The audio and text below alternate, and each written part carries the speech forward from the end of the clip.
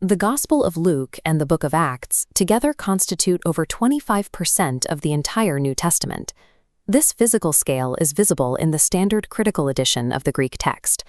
Matthew occupies 87 pages, Mark 60, and John 73, but Luke spans 96.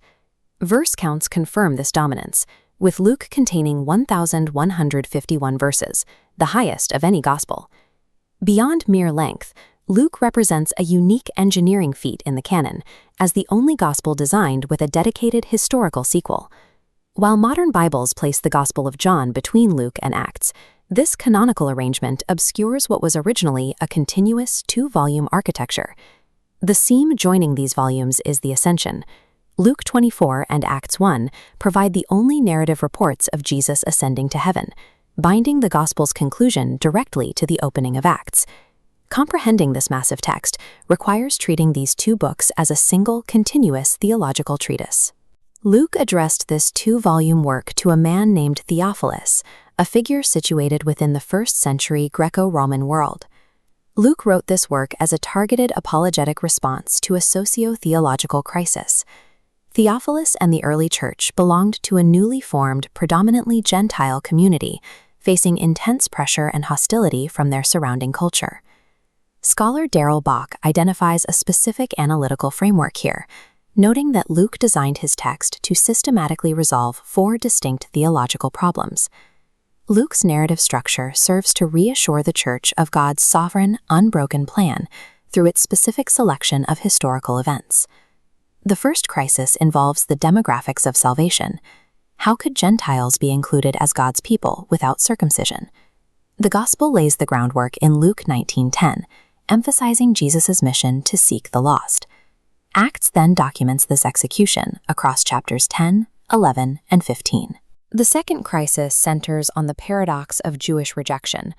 Luke had to explain why the fulfillment of Jewish promise faced such hostility from its own culture. The Lucan solution posits the early church didn't abandon Israel, rather Israel's leadership forced the church out.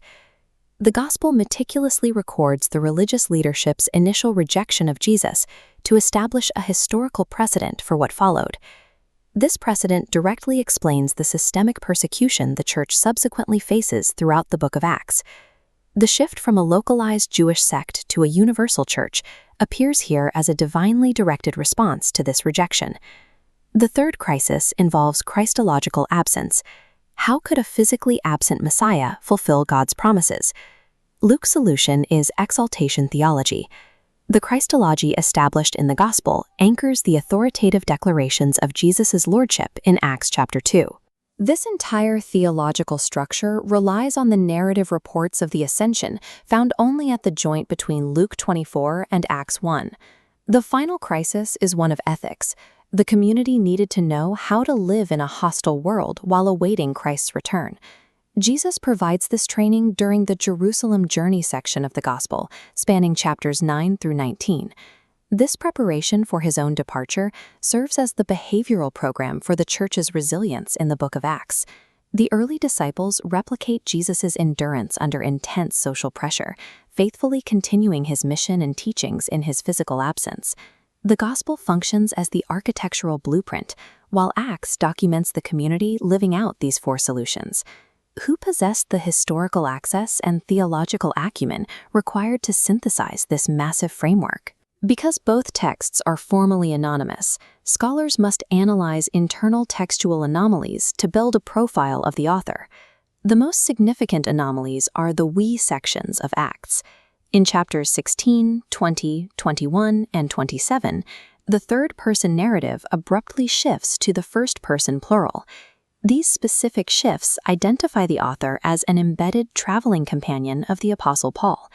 Some argue the we pronoun is a fictional literary device, but modern scholarly analysis frequently rejects this. The arbitrary appearance and disappearance of the pronoun strongly indicates an authentic eyewitness presence rather than a consistent fictional device. The maritime details found in the Acts 27 shipwreck narrative ground the text in the physical geography of the first-century Mediterranean. Internal evidence identifies the author as a direct participant in the Pauline mission. External evidence from the early church fathers further clarifies the identity of this embedded companion. By AD 200, a remarkably rapid and unanimous tradition existed. It appears in early sources ranging from 1st Clement to the writings of Irenaeus. This tradition identifies the author as Luke, a Gentile, a physician, and a close associate of Paul. This identification is supported by Colossians 4:14, where Paul sends greetings from Luke, the beloved physician.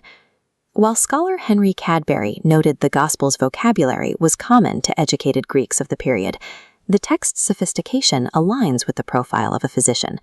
It reflects the high education required to manage both medical practice and complex literary synthesis. The resulting profile is that of a highly educated Gentile companion, capable of merging Jewish theology with rigorous historical logging. Luke Acts stands as a singular, engineered theological proof. Grasping this 2-volume architecture reveals how the early church argued that salvation was extended to all peoples.